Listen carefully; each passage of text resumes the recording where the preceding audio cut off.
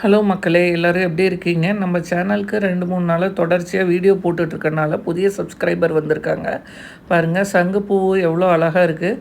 இந்த பூவோடு நம்ம அவங்களெல்லாம் நம்ம சேனலுக்கு வெல்கம் பண்ணிடலாம். Welcome to our channel.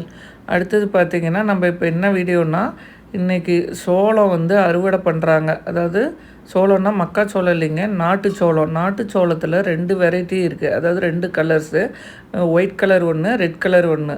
அந்த சிகப்பு சோளத்தை பற்றி தான் இன்றைக்கி பார்க்க போகிறோம். அது எப்படி அறுவடை பண்ணுறாங்க, அதில் என்ன நன்மைகள்னு பார்த்துக்கிட்டே வாங்க வீடியோக்குள்ளே போகலாம். பாருங்கள், இப்படி தான் அறுத்து கட்டி கொஞ்சம் கொஞ்சமாக போட்டிருப்பாங்க. இது காஞ்சோடனே எடுத்து போர் வச்சுருப்பாங்க. நம்ம போர் விற்கிற வீடியோ ஏற்கனவே போட்டிருப்போம். அதாவது இந்த போர் கிடையாது, கள்ளக்கொடி போர் எப்படி விற்கிறாங்கன்னு பார்த்துருப்போம். அதே மாதிரி தான் இதையும் பண்ணுவாங்க. பாருங்கள், எல்லாம் ஆளுங்க தோட்டத்தில் தட்டை அறுத்துட்ருக்காங்க. இது அம்மா வீட்டு தோட்டத்தில் நம்ம எடுத்திருக்கோம், லீவுக்கு வந்திருக்கறனால. சரி, ஒரு வீடியோவை போடலாமே அப்படின்னு சொல்லிட்டு. பாருங்கள், இப்போ அது எப்படி அறுவடை பண்ணுறாங்க பாருங்கள். வேரோட அடித்தளவில் வச்சு அறுத்துருவாங்க.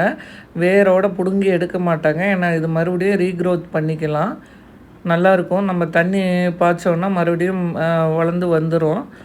அதில் சோள கருதெல்லாம் தெரியுது பார்த்தீங்களையா? பாருங்கள், அந்த பாட்டி தான் இந்த வேகாத வெயில்லையும் எல்லாம் எப்படி வேலை செய்கிறாங்க பாருங்கள். இதில் என்னென்ன சத்துக்கள்னால், கால்சியம் சத்து, அயன் சத்து, புரோட்டீன் சத்து இந்த மாதிரி இருக்குது.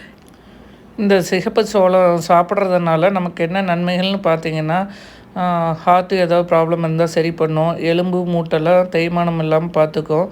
நல்ல ப்ரோட்டீன், கால்சியம் இந்த மாதிரி சத்துக்கள்லாம் இதில் அடங்கி இருக்குது. பாருங்கள், பார்க்குறதுக்கு ரெஸ்ட் அயன் கலரில் ரொம்ப அழகாக இருக்குது. இது மாட்டுக்கு போடுவாங்க. அப்புறம் இது விதையை எடுத்து வச்சு மறுபடியும் ரீயூஸ் பண்ணி மறுபடியும் இது தீவனத்தை, இந்த ஸ்டெம் இருக்குது இல்லைங்களா, அதெல்லாம் தீவனமாக மாட்டுக்கு யூஸ் பண்ணுவாங்க. இது மாட்டுக்கு போட்டோன்னா நல்ல பால் கிடைக்கும்.